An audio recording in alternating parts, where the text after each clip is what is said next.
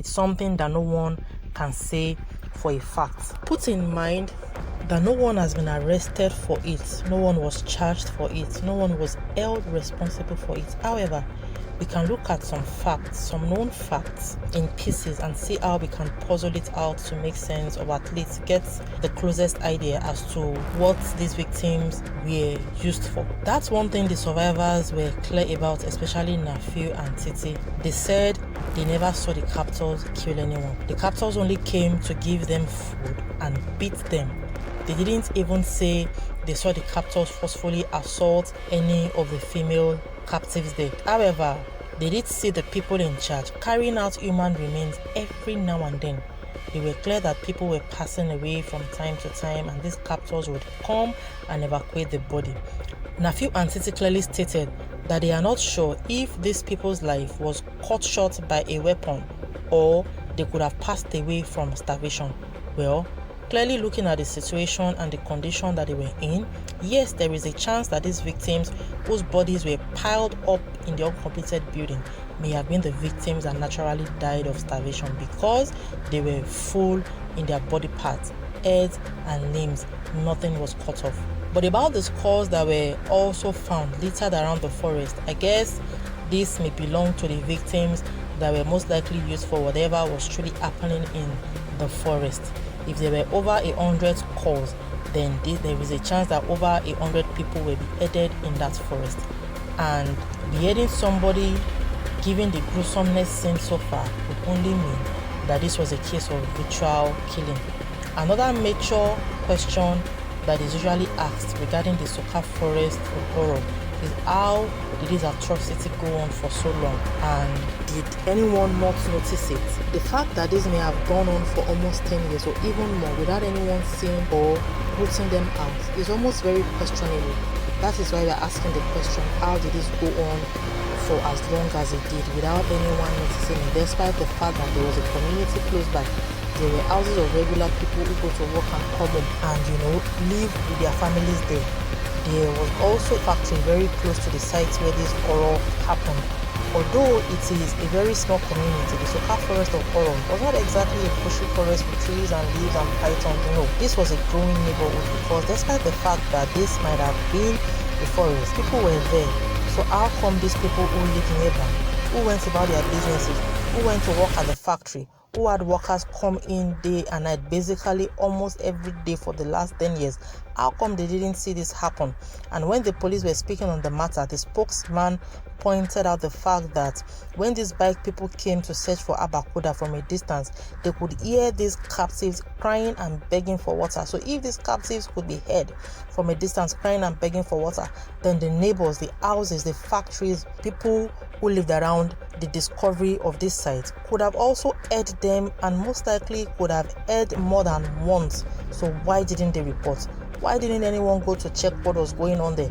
Why didn't these people perceive the tons and hundreds of decaying bodies left in an uncompleted building? Did they not perceive it? Did they not hear the cries of these captives?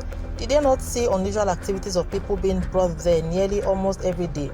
This is very suspicious if you ask me. Learning that there were other buildings surrounding this massive site of horror, learning that these things were there, can only make you question if it is possible that these people around the community were in on it. Is it possible that these neighbors were pretty much the ones taking care of this captive? Well, there is a simple answer to why this may have gone on without even the neighbors noticing or observing or caring or even alerting the police. And one reason that I was able to find from my own research is the fact that the people who ran the Soka warehouse of the human market presented it as a mental institution. It is believed that they all assumed, or that they all thought, that it was a mental institution for mad people, that the things they are seeing and ignoring are just mad people getting the help that they want in the mental asylum. That was the impression they gave the outside people who wondered what was going on there, and that also could have been how they targeted their victims. Maybe these captors targeted mad-looking people most likely nobody would care about, people no one may look for, or people the police may not even care to investigate. These people had families. These people were most likely reported missing to the police.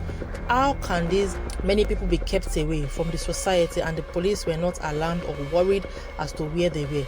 Clearly, the people who were behind the Soka forest of horror made sure that their victims were people no one would care about, people who may appear to be mentally unstable, or perhaps there could have been most likely been many mentally unstable people there, just so to cover up for the fact that they were actually kidnapping regular people who were normal, to use them for the purpose of the diabolic money-making scheme. But then again, there still is a very big possibility that not all of the victims were from Ibadan.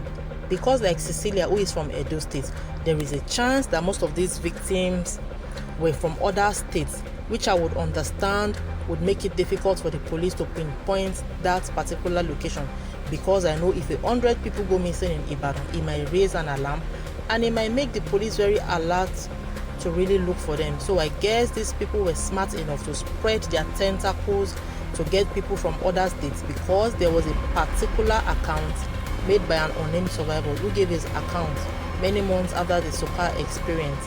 And according to this man, he claimed to be a teacher in Lagos and he had come to Ibadan, and on his way somewhere, their bus was hijacked by the conductor, who pointed guns at them and told them to keep quiet, and eventually brought them to the Soka forest. They all came out of that bus according to him, and then they saw two FT men who took off the head of two people that they had brought in then from the bus right in front of them, and told them that this is what awaits them, that this is their fate. And that was how they were now taken into the warehouse and chained like mad people. So this particular account of this supposed survival, it gives the impression that there is a possibility that many more of these victims were travelers, people in transit, people on their way from Lagos and other states all across Nigeria, who might have been unfortunate taking that route, taking anywhere close to that route, and they ended up finding themselves there. And if that is the case, I see why this could have gone on for years without people noticing. Because let's say they kidnapped 10 people within the space of 1 year around Ibadan, they will most likely look for more people somewhere else, just so as to avoid the eyebrows, just so as not to make the concentration of their victims in just one state. Because if this much people came out from one state without the police really noticing or raising alarm, then it's troubling. It raises eyebrows. It gives me the feeling that maybe people in high power might have known something about it, which leads us to the next part: who is to blame, and why was the government so quick to shut down the site?